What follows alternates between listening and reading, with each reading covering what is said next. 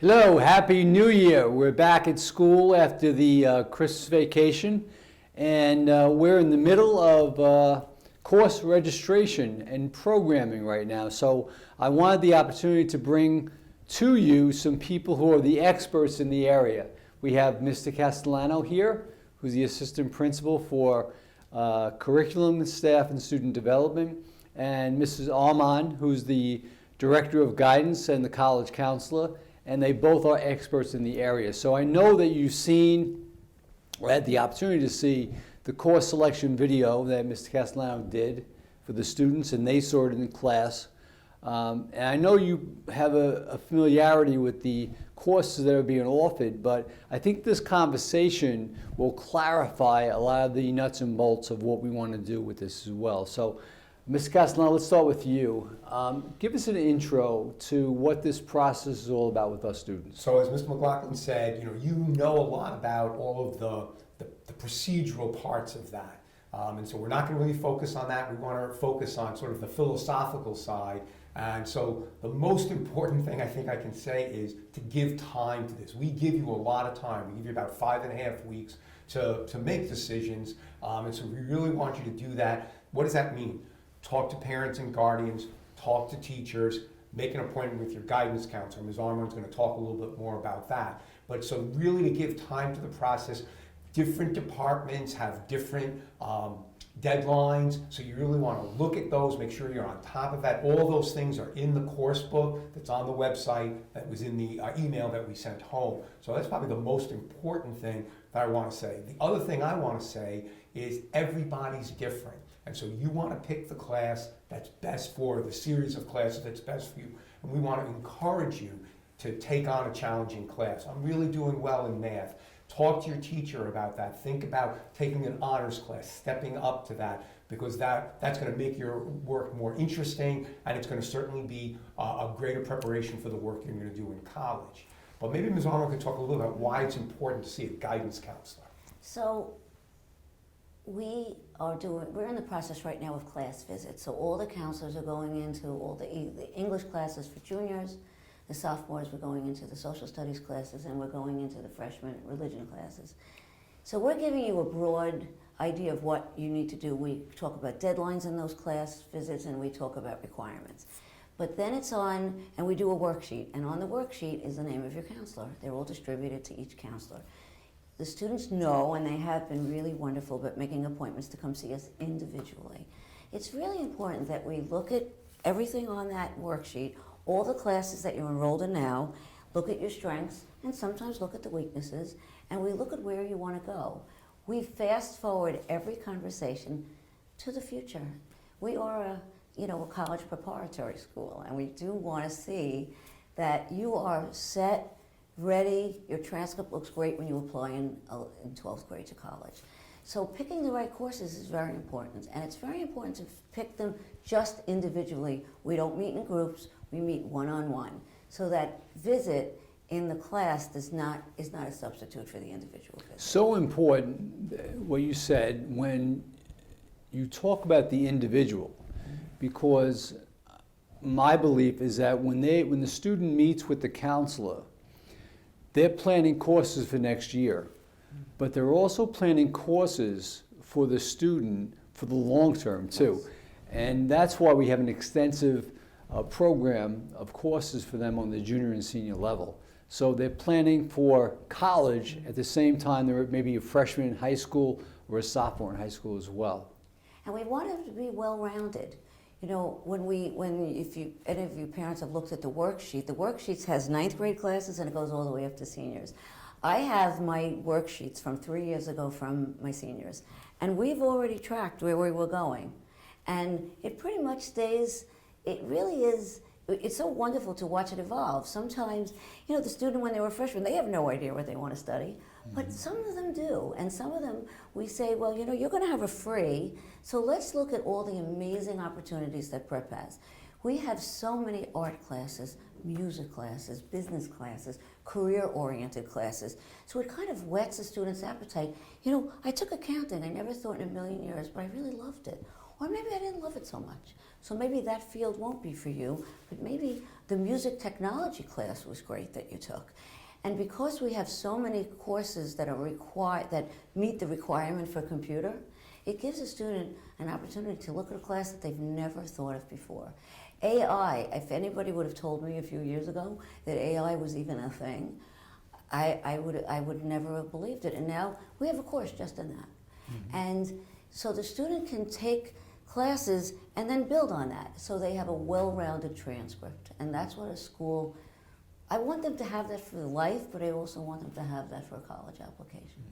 So Ms. Castellano, we understand that students may not know what major they'll take up in college, but maybe talk about the elective program that we Sure. have. So I want to build on what Ms. Armon was saying. So the students are going to get a really broad-based, traditional college preparatory curriculum. So they're taking 4 years of English, 4 years of social studies, at least 3 years of math, 3 years of science. So those are the things that are really going to help them to be well prepared for college, for admission to college, and for continued lifelong learning. But as Ms. Armon's been saying, and Mr. McLaughlin asked, there are those places where you have opportunities: art, music, computer science, business, maybe take an extra social studies class or an extra science class. So we want to, one, play to your strength. Gee, I really think I'm going to be a science major in college. I could take an AP class in senior year, but also I could take maybe something extra, or also it could be something, as Ms. Armon was saying, I was always curious about this, but I don't really know anything about it.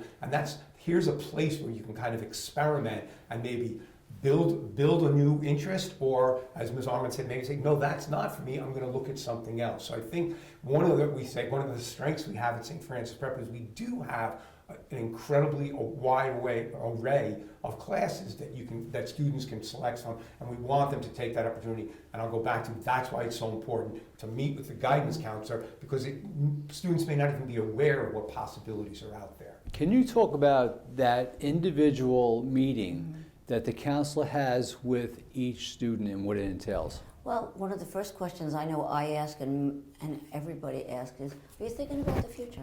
Are you thinking about maybe what you want to study, or where you're leaning, or have you had this conversation with your parents? Because that's a very important conversation for parents to have with their child. And a lot of them will say medicine. I go, okay, for medical school today, you do not have to be a science major. You can major in economics, you can major in math, you can major in theater. So let's look at, and the level of school that you'd like to go to. If a student tells me they want to stay local, I know what the local schools want. We all know what the local schools want. I also talk to them individually about how far away they're going to go. It starts the conversation because the counselor is going to write the recommendation letter. So when we get to write that recommendation letter, I've had 3 or 4 years with your child, and I really get to know them. And it really opens up some wonderful doors to conversation that I could add in that letter. We usually put an anecdote in the letter, and that's what separates our students from other students out there. We know them, and we can attest to their strengths. And very oftentimes we tell them, John had a rough year in math sophomore year. He didn't do really well when we were remote, but now that he's in a classroom with live instruction, he's blossomed. So disregard that 10th grade. It didn't really matter because he was remote and it didn't work for him. Or in 10th grade, XYZ happened. And what's really wonderful is that individual letter. I have gotten, and we've all gotten calls from colleges. Tell me more about this kid. This is remarkable. How is a student a 3-sport athlete, 3-season athlete, and also had time to do Model UN? How did it work here? Because they were engaged in that classroom, and they whet their appetite to be able to do that in social studies. And there's so many clubs that we have here that really relate to our classes. Because your counselors are speaking in the short term and long term for our kids. This is a much deeper conversation, but can you tell us what the colleges are looking for when they look at a transcript? I think they want a well-rounded student. So APs are very important for certain colleges, but not for all, and it has to be based on the individual. One of the questions that I get a lot a lot of times asked from parents, if my child could take an AP, would they be better off getting a 90 in the AP or a 99 in a regular class? And my answer is, let's discuss that. That's an individual question. Strength of schedule matters. Whether you want to go to a local school or you want to go to an Ivy League school, the strongest curriculum that your child could handle is the curriculum that we would like to see on their transcript. Great. So the colleges do want strength of schedule. Because his office is right next to mine, Mr. Castellano gets those calls all the time. And one of the calls is, what should I take next year? I did well my freshman year. Should I take an honors course? Should I take an AP course? So what do you advise to parents and students? So I'll build on what Ms. Armon said. We want to encourage students to take on a challenge. We really don't want to get overly fixated on a GPA. So it is better, I would say. It's always individual, but I would say it's better to get an 88 or a 90 in an honors or an AP class than to kind of take the safe route and get a 99 in the regular class. I'm not a guidance counselor, but I know that colleges are looking for, gee, I have a 98 average. Have I ever challenged myself here? So taking on that challenge is important. But while I say that, I also have to say there are students who graduate every year who have not taken an honors or an AP class because they didn't qualify for it, or that wasn't their strength, and they get into good schools and they get scholarships. So we're always, again, it's all comes down to the individual, and I said this in my presentation before about balance. Because sometimes students will think, well, I want to take 6 APs next year, and then that becomes overwhelming, and it's not good for their emotional and spiritual health, and they wind up struggling. So it's really, again, that's a discussion with parents and guardians, teachers, and certainly with our guidance counselor. This is what I'm looking at. What do you think about what will be best for me? Well, I thank both of you, the experts in the area of programming, certainly, and guiding our kids to the best possible outcome. And Ms. Armon says it starts with the conversation. And the conversation starts at home with you. It comes to school, it goes to the counselor. And then a final decision is made as far as the schedule for next year. So I hope this segment of Terrier Talk has helped students and parents understand the process a little bit more. And I thank Mr. Castellano for his work as assistant principal and now the chairperson of English for this year. And Ms. Armon, who will have back at the end of the year, especially for our juniors, talk about college selection process as well. So thank you both for your expertise, your dedication to our students, and all you do in the school. Thank you. Thank you.